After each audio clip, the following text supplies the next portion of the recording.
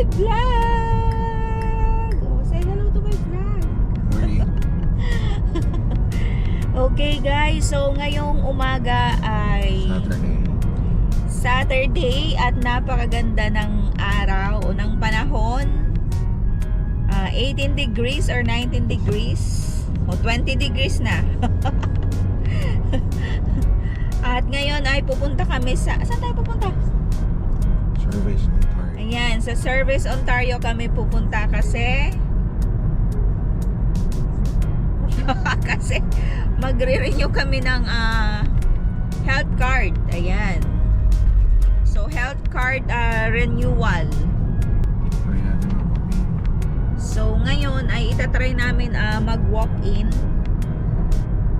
Tapos kasi hindi kami nakapag ng appointment kasi August na 2 weeks pa. And so 2 weeks pa yung available, so hindi na namin hihintayin yun. So itatry namin mag-walk-in ngayon. Pero medyo malamig. Para kang naka-aircon. Kulay red. Stop. Ayan, and thank you so much sa lahat na nanonood ng aking mga vlogs. Meron kayang nanonood sa mga subscribers ko and silent viewers. Ayan, thank you so much. 420 na tayo. Yay! 420 na tayo. Kahit maka 1,000 lang yan, okay na yan sa akin. Ayan, so yung last video namin ay tungkol sa road test. Yan, thank you sa mga nanood. And ano pa ba sasabihin ko? Wala. So mamaya update ko kayo kung ano ang mangyayari sa lakad namin ngayong araw na to. See you later! Ay hindi, pakita ko na lang sa inyo yung dinadaanan namin. Ayan ang mga townhouses dito sa... Ay, townhouse ba yan, Labs, o condo? Ayan, townhouse. Magaganda yung mga townhouses dito, ha? Mostly 3 bedrooms, tapos may ilang washroom yan, Labs? 2? Oo, isa sa taas, sa baba. Hindi ko lang alam kung ilan ang niyan, pero may powder room kasi silang tinatawag, tapos yung yan, yung washroom. Ang ganda ng araw eh.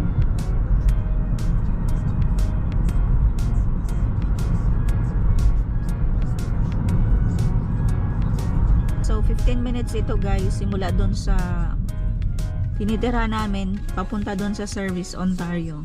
'Di ba kanina sabi ko pupunta kami ng Service Ontario kasi mag-renew kami ng health card.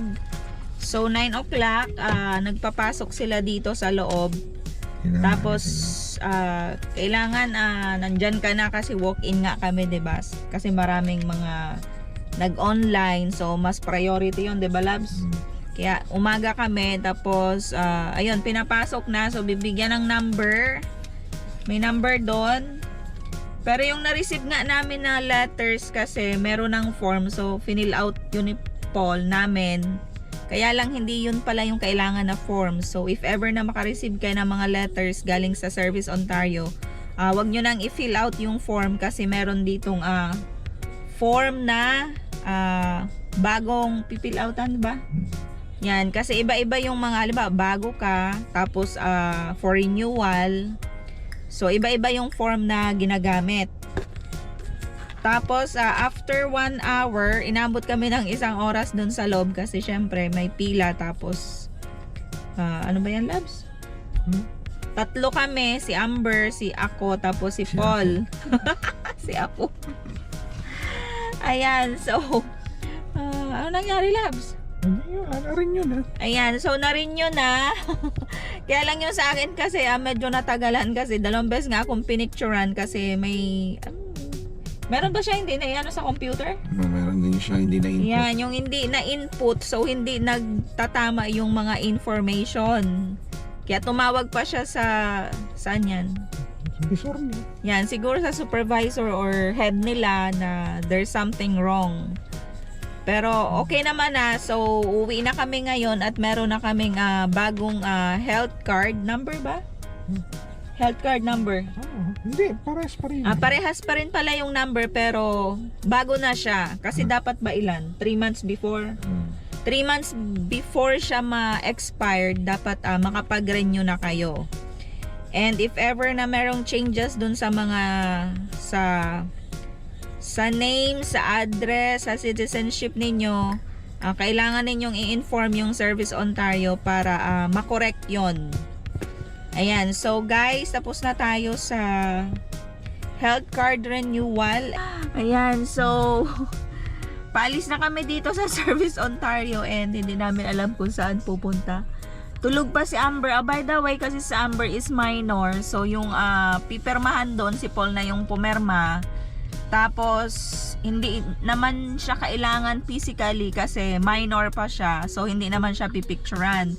Pero kung 15 and a half years old na yung bata, kailangang physically present kasi pipicturean na yon, di ba, Labs? Yan. So mahalaga kasi ang health card dito sa Canada kasi kapag wala ka niyan, syempre magbabayad ka pag magpapa-check up ka. Napakamahal ng check up dito syempre. At saka yung mga medicine, di ba?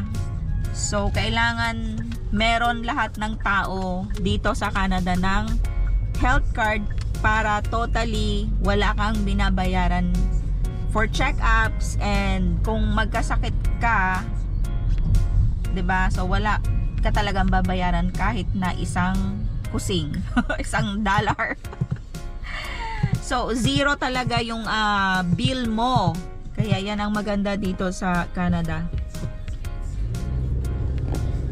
Tulad nung nagkasakit si Paul, so wala kaming binayaran sa hospital. Ganon din nung nagpa-check up ako laboratory, so wala din akong binayaran. Ipe-present mo lang yung health card mo. Okay guys, so ngayon naman ay pupunta tayo sa Square One. Sabi ni Paul sa Square One daw. Ayan pala, reminders din so pag pupunta kayo ng mga government ba yan, Labs? Oo, yan. Ang Service Ontario. Basta kahit saan kayo pumunta, guys, magdala kayo ng ng mga ID. Yan. At least 2. Kasi palagi yan na hinihingi. Tulad sa amin, buti na lang dala namin yung ID. Kahit anong ID na merong signature, address, yan, 2. Yan na pala, Labs, yung Terra, oh. Galing kami dyan kahapon, Wendy's. Di pa ako nakapasok dito sa Wendy's. Sarap lang naman dyan yung Frosty.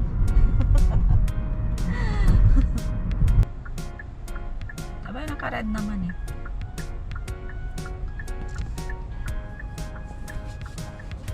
Malapit na tayo sa Square One, di ba? Ito na kami. Diyan magiging Korea. Oo.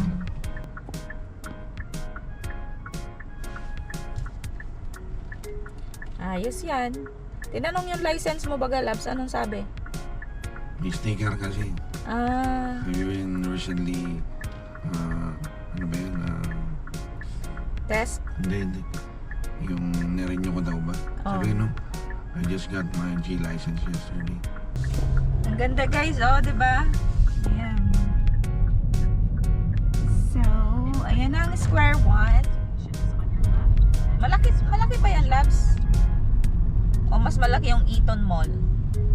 Eaton Center. Mas malaki ito. Mas malaki ito yung Square One? Mas malaki. Mas mataas lang yun yung... Oo, ang ganda ng mall na yung Eaton Center. Ang ganda. As in talaga. Parang museum. Pagtingin mo sa taas, may mga dove doon ng mga Tas ang daming tao. Ang dami naming nagawa ngayong week na to. Nag-renew ng passport si Amber sa Toronto. Nakapagpa-check up ako. And ayan, si Paul nakapasa naman siya sa full G. Tapos ngayon naka-renew kami ng health card. Mga importanteng bagay. Labs, anong vitamins ko nga? B12, di ba? Ayan, so dun sa result ng medical, ng laboratories Iron. ko, ay kailangan ko ng B12, tapos yung may cholesterol din ako, di ba? Medyo nasa boundary na yung cholesterol ko. And then, yun, wala namang iba. Kahit naglo-low blood ako, ang sabi lang, kung naglo-low blood ka, kumain ka ng maaalat na pagkain. Mga salty. Tapos, syempre kung mataas naman ang cholesterol natin, kailangan nating bawas ng diet, kumbaga. Less ang sugar, less ang mga fats. Uy, si Kia nandun din, no? Katulad nung kotse mo, Labso. Diba? Ay, ito, dito. Forte. So, andito na tayo sa parking lot ng Square One. Hindi namin kasama si Amber kasi natutulog pa siya kanina. Tsaka hindi naman siya kailangan nga dun sa Service Ontario. Kasi minor pa siya. Si Paul na ang nagperma dun sa mga pipirmahan niya. So magpa-park lang muna tayo dito and then pupunta tayo sa loob ng mall. Maaga pa ngayon. Ang oras ngayon ay 11. Mag-11 o'clock na ng umaga. So, malapit na sa pasukan. Oops. Ang laki ng ano dito, 'di ba, ng parking lot, oh. Oops, ano pa yung lamps? May lamps. Mamadali ka. Tingnan mo ta, may hams. Untog-untog ka na dyan. Dito, may pasukan dito. Oh, ayan. Sigurado ka ba na pwedeng pumasok dyan? Pwede. Oo, gusto mo sa taas. Eh, ikaw. Dito na. Hindi ko alam sa'yo. Level B. Tandaan mo yung ano.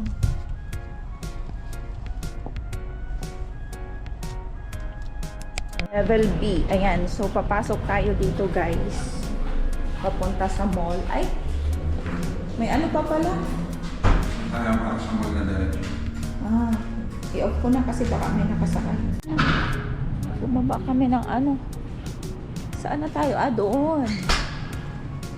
Papasok tayo dito sa ano. Ang ganda ng ano, oh. Ganda rin pala mag-park dito. Oo. Anong level yung labs? P2 yung parking na.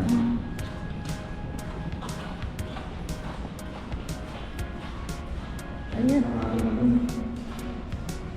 Out of order.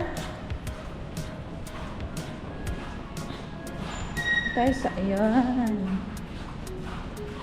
Tayo sa Square One, guys.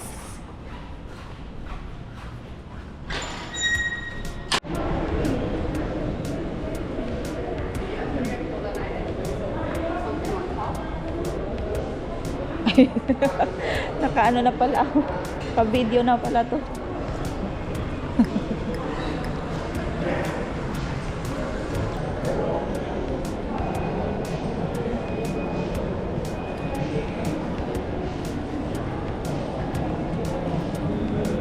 Puti nung babae, di ba? Kita mo. Naka-ultra wide ba to? Naka-wide lang. Ay, JD. Hindi ako nabili yung ano. Gusto mong pumasok? Sige.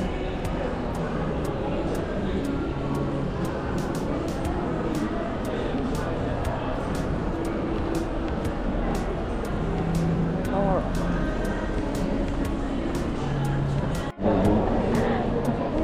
tanungin mo kung magkano.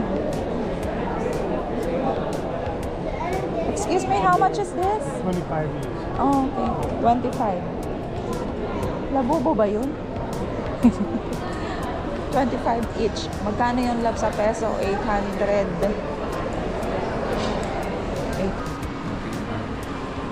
Window shopping lang kami dito ni Paul. Tas pagkatas nito siguro uwi na kami.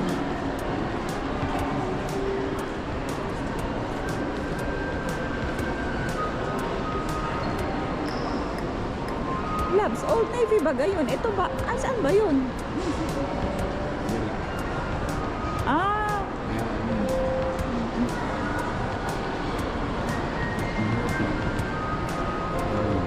ng Jollibee dito.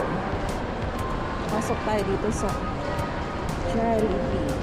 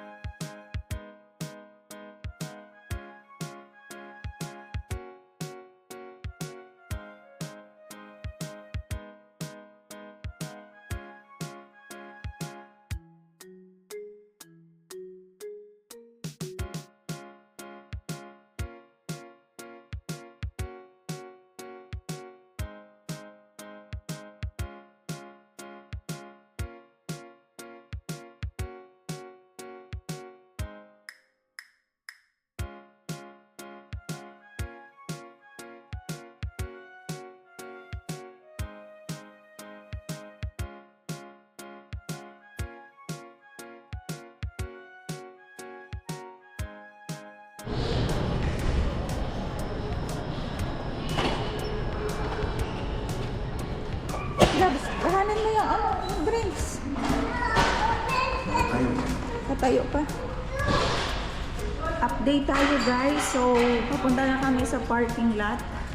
Hindi mo yun. Yan. Malaki yung square one na mall. Pero first time ko dito, Labs, makadaan. Kasi mostly parang doon tayo sa baba eh. Nasaan ba tayo? Di ba taas? Bakit nilalanding dito? Oo. Ka na sa baba. Kasi yung pag-parking namin dito, lumakad. Ay, nag-ano pa tayo? Yan. Pwede ka rin pala dito kasi mainit. Mainit. Mainit naman yung sasakyan. Pwede rin pala dito. Kaso mainit. Doon sa pinag-parkingan namin, malilong. Okay. Ayan, sasakay tayo pa baba. So, level B tayo. Dito. Mainit kasi yung sasakyan dito. Oh. Ayan, so dito na tayo guys. Oh, dito kami nag-park kasi malilong. Hindi mainitan yung sasakyan.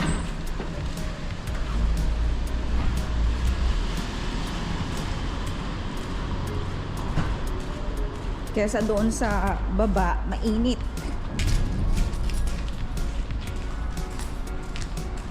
Dinala na lang namin ng pagkain si Amber. Kasi wala pang luto doon. Dito na lang para mahawakan ko. Kasi baka matapon yung... Maganda dito, Labs, mag-park, ano? Kasi malilom yung ano eh. Ayun no, level B.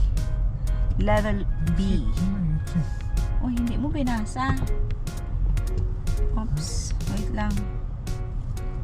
Hindi nabasa namin yung ano, yung exit.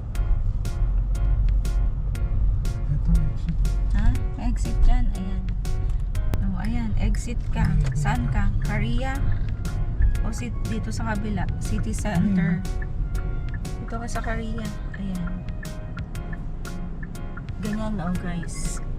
May ano siya. Oo, libre yung parking dito, walang bayad. Hindi tulad sa ano sa Toronto na palaging may bayad.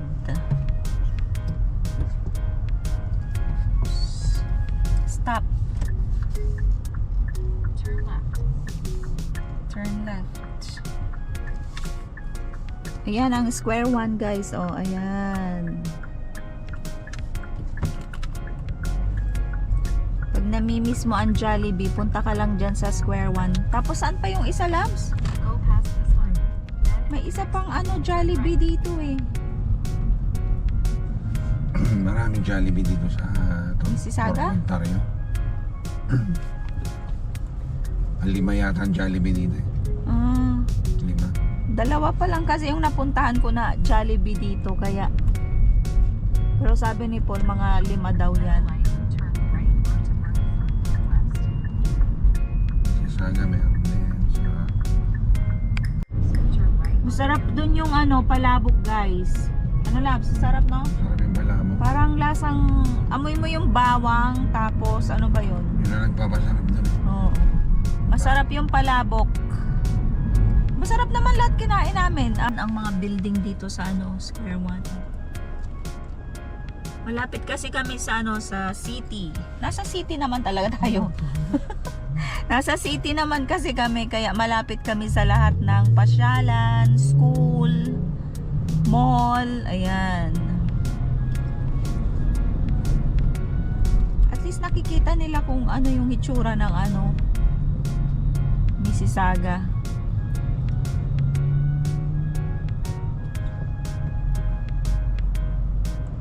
Ayan o, ang lalaki ng mga building o, tataas.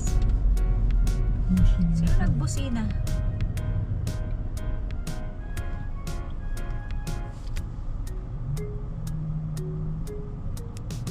Daming Pilipino kumakain dun sa Jollibee. Tapos may foreigner din. Curious nga ako kung anong binili nila pero nakita ko lang is ano, pineapple yun. Bakit yun? Bakit Siguro natin? at chicken. Kasi nakaano nakalagay sa paper bag. Hindi sila doon kumain sa loob. Siguro sa kotse sila kakain or ano.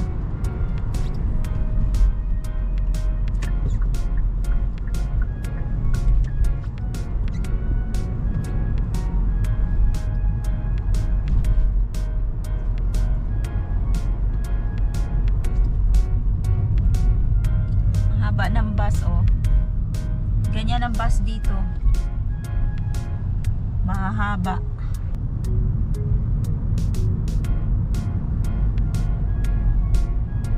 Sasabihin ka pala sa vlog ko? Wala naman. Malungkot. Malungkot, bakit? Pasok na. Malungkot daw.